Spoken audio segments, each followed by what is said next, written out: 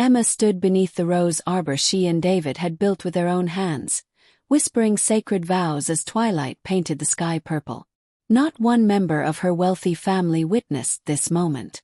Not her socialite mother Victoria, not her corporate executive father Richard, not even her influencer sister Madison, who once begged Emma to bail her out of a DUI scandal.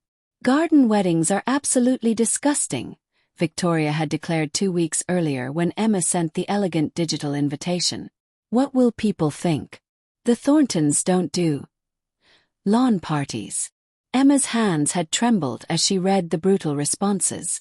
Richard's reply was equally cutting. "This is beneath our family's standards.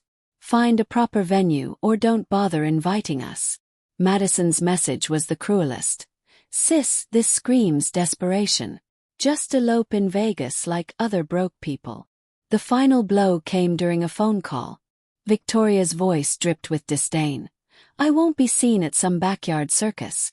Frankly, Emma, you're embarrassing our family name." The line went dead. But Emma didn't crumble. Instead, something crystallized inside her, a plan as beautiful as it was devastating. She and David poured everything into their celebration. They strung thousands of fairy lights through ancient oak trees, scattered rose petals along pathways they'd carved themselves, and created centerpieces from wildflowers picked at dawn. A film student friend captured every moment with cinematic precision. Emma walked down their garden path barefoot, her grandmother's vintage dress flowing like liquid moonlight, while a string quartet of college musicians played Pachelbel's canon. As David slipped the ring onto her finger, Emma felt complete. She needed no validation from people who measured love in dollar signs. 3 days later, they uploaded the wedding film to social media with a simple caption. "Sometimes the most beautiful celebrations happen in your own backyard." The video exploded overnight. Within 48 hours, 3.2 million views, 500K shares, and thousands of comments praising its authenticity. "This is what real love looks like," wrote one viewer. Wedding magazines called it the most genuine ceremony of the decade. Celebrity influencers reposted it. Even luxury wedding planners shared it, calling it inspirational simplicity. Then came the calls Emma had been waiting for. Madison called first, her voice honey-sweet. "Emma, I saw your video. It's everywhere. You looked absolutely radiant. I feel terrible about missing it." Emma let the silence stretch like a blade before responding. "You didn't miss it, Madison. You chose not to come." Blick. Victoria's message arrived next morning, a masterpiece of manipulation disguised as maternal concern. "Darling, I've been watching your beautiful wedding video. Perhaps we misjudged the situation.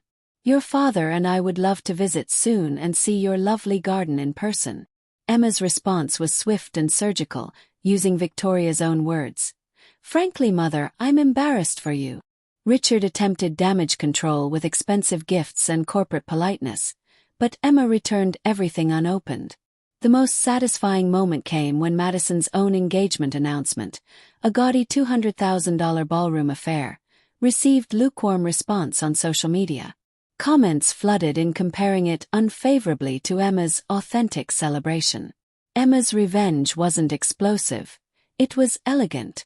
She didn't destroy them. She simply withdrew her light from their shadow. When Victoria called months later, desperate to reconcile before the first grandchild arrived, Emma's answer was final. Some invitations once declined can never be extended again. Now, watching their wedding video as David rubs her growing belly, Emma sees not what was missing from their special day, but everything that was perfectly present. Genuine love, authentic joy, and the profound peace that comes from building a life free from toxic approval. Her family wanted a performance worthy of their status. Instead, Emma gave the world a love story worth remembering, and gave herself the ultimate gift: freedom from people who couldn't recognize beauty unless it came with a price tag. The garden they built together became more than a wedding venue. It became their sanctuary, where love grew without conditions and happiness bloomed without permission.